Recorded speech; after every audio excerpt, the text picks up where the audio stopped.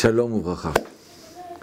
Ben voilà, j'étais la semaine dernière, Shabbat, et j'ai entendu quelqu'un qui a parlé de sa grand-mère.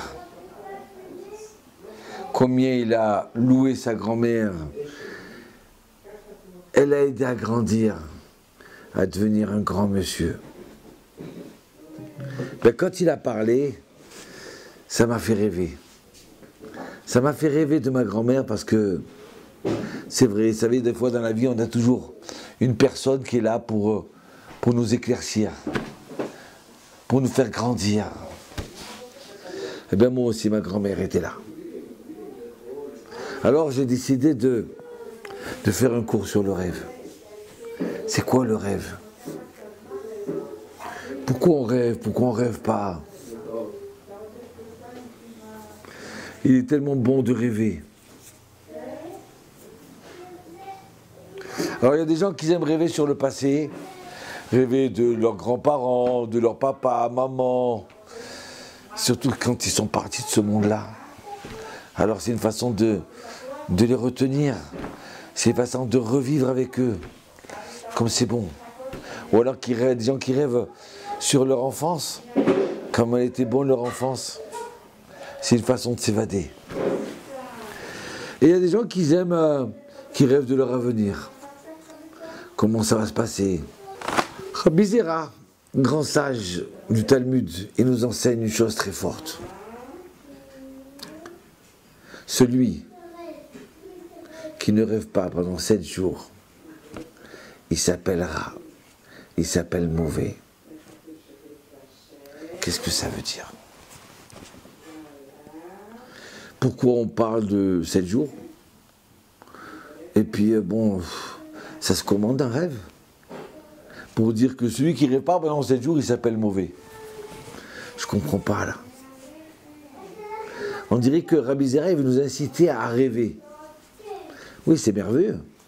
Mais je peux dire, quelqu'un qui ne mange pas pendant tant d'heures ou tel jour, on peut dire, voilà, j'ai décidé de moi, mais de rêver, ça ne dépend pas de moi. Qu'est-ce qui vous enseigne Rabbi Zera? Mon maître, le Rav Yeshurun, comme ça, il explique. Écoutez bien, c'est merveilleux. Il dit, ça veut dire quoi? Celui qui ne rêve pas pendant 7 jours, il est mauvais. Pourquoi on n'aurait pas dit les rachats? Non, rachat c'est trop fort. Alors pourquoi dire ra? Ra, ça veut dire mal. Peut-être que cet homme-là, il veut dire Rabbi Zera, il est mal. Il est mal dans sa peau. Il est mal dans son monde. C'est-à-dire que, vous savez, il y a des fois des gens, ils vivent une vie monotone. C'est pas grave de naître facteur et de quitter ce monde-là à 120 ans en tant que facteur. C'est pas grave. Mais dans ta tête, où tu es quelqu'un qui se lève le matin, tu déjeunes, métro, boulot, dodo, télévision le soir, ta partie de cartes, et tu te rendors. Et voilà, un jour après un autre. 2e jour, 10e jour, 1 an, 2 ans, 3 ans, c'est le même. Il est toujours dans son même bar, il est toujours dans son même travail, il est toujours son même repas. Il n'a pas bougé. Il est carré. Donc c'est quelqu'un qui vit à l'horizontale. Il n'espère pas dans la vie.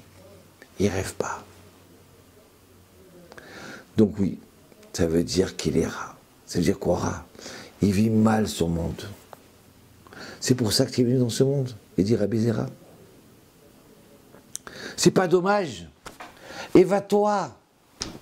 Alors bon oui, il y a des fois des rêves qui sont absurdes. Mais rêve quand même. Comment tu peux passer 7 jours sans rêver? Comment tu peux passer une vie sans rêver? Sors de ton... T'es coincé. Sors de ton système. Commence à espérer à grandir. Donc alors, tu n'as pas de joie de vivre. Ou alors pire que ça, Il y a des gens, ils sont là. Ah oui, oh, mon patron, il m'a fait ça, ma femme, elle m'a fait ça, et tout en train de grogner. Ah oui, mais j'ai mal au dos, oh, j'ai mal au dos, tout en train de pleurer. Ah non, mais c'est à cause de mon voisin, et c'est... Mais sors de ton système, rêve, commence à rêver à des meilleures choses. Qu'il peut y avoir des gens meilleurs autour de toi.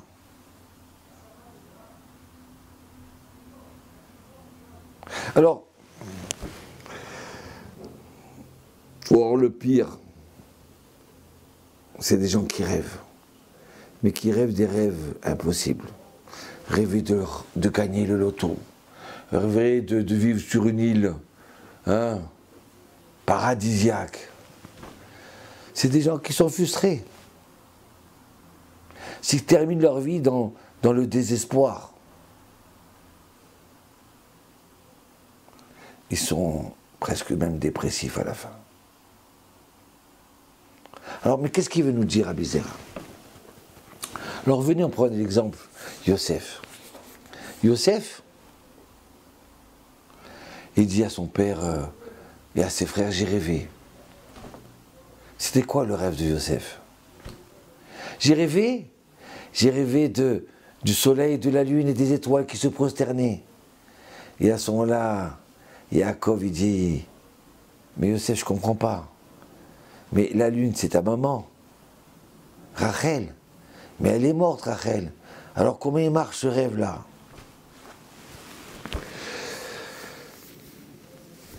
Oui, c'est vrai.